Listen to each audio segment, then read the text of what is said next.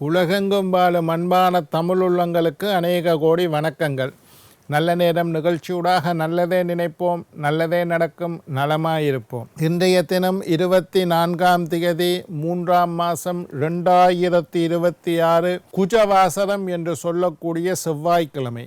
விசுவாவசு வருடம் பங்குனி மாதம் 10ஆம் நாள், சஷ்டி திதி, ரோகிணி நட்சத்திரம், அமிர்த சித்த யோகம். இன்றைய தினம் ராகு காலம் 3 மணி முதல் 4:30 மணி வரை.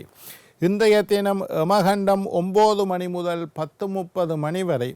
இன்றைய தினம் நல்ல நேரம் 10:30 மணி முதல் 12 மணி வரை. இன்றைய தினம் குளிகன் நேரம் 12 மணி முதல் 1:30 மணி வரை. இன்றைய தினம் சுவாதி விசாகம் நட்சத்திரக்காரர்களுக்கு சந்திராஷ்டம தினம். சுவாதி விசாகம் நட்சத்திரக்காரர்களுக்கு சந்திராஷ்டம தினம். சூலம் வடக்கு, பரிகாரம் பால். சஷ்டி விரதம் இருக்க வேண்டிய நாள். முருகனை நினைத்து சஷ்டி விரதம் இருக்க வேண்டிய நாள்.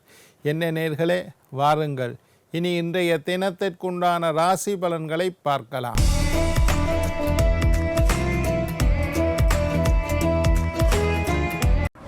மேஷம் அலைச்சல், ரிஷபம் நட்பு, மிதுனம் சுகம், கடகம் உயர்வு, சிம்மம் அமைதி, கன்னி நலம், துலாம் திடம், விருச்சிகம் பிரீதி, தனுசு ஆசை, மகரம் எதிர்ப்பு, கும்பம் வரவு, மீனம் லாபம்.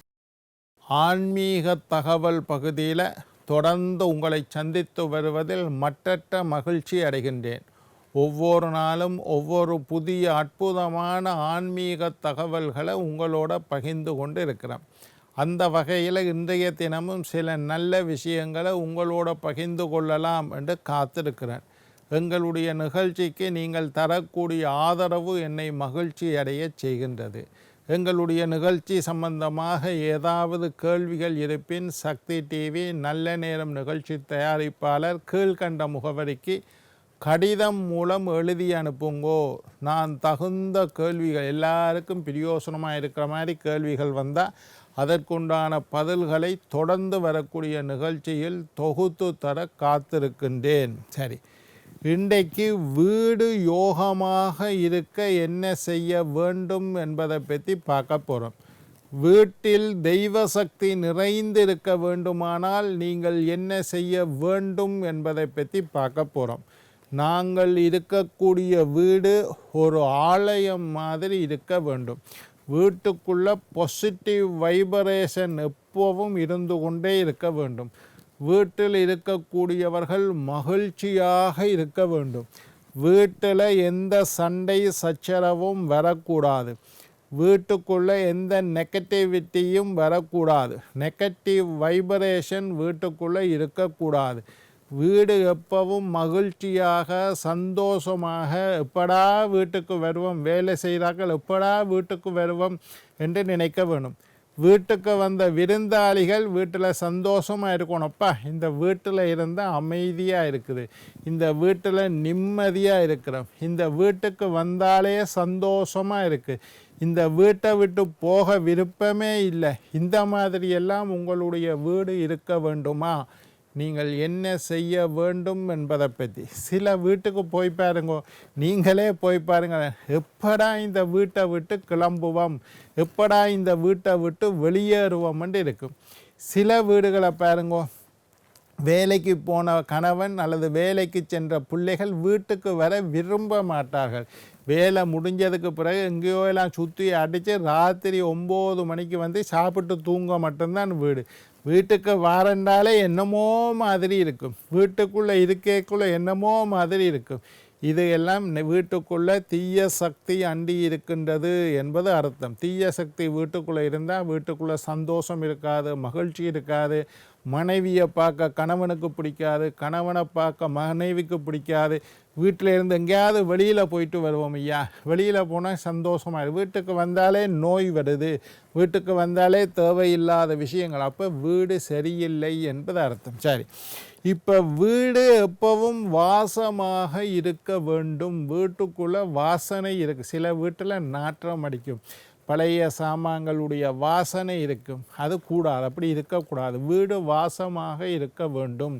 அடிக்கடி காலை மாலை, இல்லாட்டி காலையில் இல்லை மாலையில் 2 தரம் அல்லது ஒரு தரமாவது ஒவ்வொரு நாளும் சாம்பிராணி போடுங்கோ. இப்போ முந்தி மாதிரி கரைச்சல் இல்லை. முந்தி சாம்பிராணி போடுறோன்னா சிரட்டையை வச்சு அதை எரித்து அது தாம்பலாக மட்டும் இருந்து அதுக்கு பிறகு அதுக்குள்ளே சாம்பிராணியை கொட்டி பெரிய கஷ்டம். இப்போ தான் புதுசாக கம்ப்யூட்டர் சாம்பிராணி என்று விதமாக சாம்பிராணி எல்லாம் வந்துட்டு அதை ஒரு கற்பூரத்தை வச்சு ஏற்றி விட்டீங்கன்னா நல்ல வாசனை, கமகமண்டு வாசனை. அதுக்கு மேலேயும் நீங்கள் சாம்பிராணி போடலாம், குங்குளியம் போடலாம், வெண்கடுகு போடலாம். நான் எத்தனையோ சொல்லி தந்திருக்கேன். அந்த சாம்பிராணியை காலை மாலை வீட்டுக்கு, அதில் பெரிய விலையும் இல்லை. வீடு எப்பவும் ஊதுபத்தியை கொளுத்தி கமகமண்டு இருக்க வேணும். அப்போ தான் மகாலட்சுமி அங்கே இருப்பார், வீட்டில் பிரச்சனை வராது.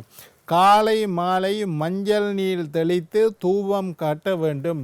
தண்ணி தெளிக்கிறதோட இல்லை வீடு கொழும்பு மாதிரி இடங்களில் வீடை மொப்பன்றது, ஊருகளில் வீடை கழுவுறது, முத்தத்தை கழுவி விடுறது, வாசலில் தண்ணியை ஊற்றி தெளித்து விடுறது, அல்லது இப்போ கொழும்புல வீட்டை மொப் பண்ணிட்டு கோலம் போடுறது.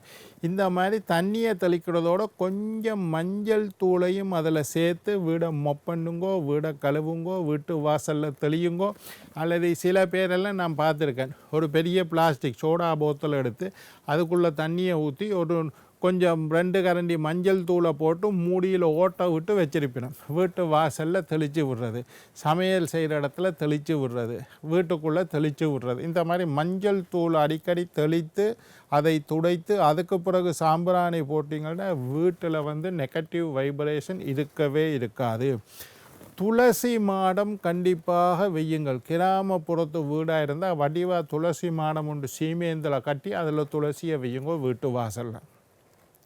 நகர்ப்புற கொழும்பு மாதிரி இடமாக இருந்தால் ஒரு சின்ன பூச்சாடி கொண்டு வா, அதுக்கும் இடம் இல்லாமல் இருக்காது. வீட்டில் எங்கேயோ ஒரு பகுதி இருக்கும், போர்ட்டிகோவில் சரி, ஒரு சின்ன பூச்சாடியை வாங்கி ஒரு துளசி மரம் சின்ன சரி வச்சுக்கொள்ளுங்க. துளசி மரம் இருக்கிற இடத்துல கண்டிப்பாக தீய சக்திகள் வராது. கண்ணூறு தோஷம், கண் திருஷ்டி தோஷம், நாதிட்டி தோஷம், செய்வினை தோஷம், சூனிய தோஷம், இது எதுவும் துளசி இருக்கிற இடத்தை அண்டாது. அதனால தான் வீட்டுக்குள்ளே அதெல்லாம் வரக்கூடாதுன்ட்டு வீட்டு வாசலில் துளசி மாடம் ஒன்று வச்சு அதுக்கு ஒரு கோலம் போடுறது, அதுக்கு தூபம் காட்டுறது, பத்தி ஏற்றி வைக்கிறது, பத்தி காட்டுறது, இந்த மாதிரி விஷயங்கள் எல்லாம் செய்யுங்க. துளசி மாடம் ஒவ்வொரு நாளும் வீட்டு வாசலில் அல்லது துளசி மாடத்துக்கு முன்னுக்கு சின்ன ஒரு கோலமாவது போடுங்கள். நான் சொன்னேன், கோலம் என்பது எறும்புக்காக போடக்கூடிய உணவு, அது அழகாக போடக்கூடிய உணவு, அவ்வளவுதான். உங்களுக்கு கோலம் போட தெரியாதையா, எனக்கு தெரியாது, கொஞ்சம் அரிசி மாவை வீட்டு வாசலில் தூவி விடுங்க, ஒரு டொட் வச்சு விடுங்க, அதுவே கோலம்தான். ஒரு வட்டத்தை போட்டு விடுங்க, அதுவே கோலம். வீட்டு வாசலில் 2 கோடு போட்டு விடுங்க, அதுவே கோலம். அழகாத்தான் போடணும்னு அவசியம் இல்லை, உங்களுக்கு தெரிந்தால் போடுங்கள். கோலம் போடுறது ஒன்றும் பெரிய கலை ஒன்றும் இல்லை, அது சிம்பிள். 4 நாள் போட்டிங்கன்னா உங்களோட கைக்கு கோலம் போட வந்துடும். பித்தளை பாத்திரத்தில் நீரை ஊற்றி வீட்டு வாசலில் வச்சு அதுக்குள்ளே கொஞ்சம் பூவாக வைக்கிறது ரொம்ப விசேஷம். தினமும் தீபம் ஏற்ற வேண்டும். வீடுன்னு இருந்தால் சாமி படம் ஒரு இடத்துல வைக்கணும். காலையில் ஒரு மணித்தியாலம், நிறைய நேரம் ஏற்ற எண்ணெய் செலவையா, எண்ணெய் விலை கூட.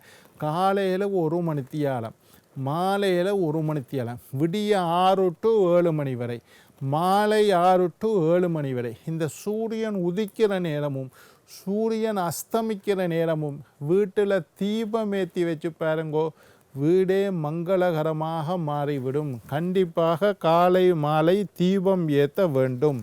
அதே நேரத்தில் அந்த விளக்கு கூடு பற்றி அணையக்கூடாது, எண்ணெயை விட்டு ஏற்றுங்கோ.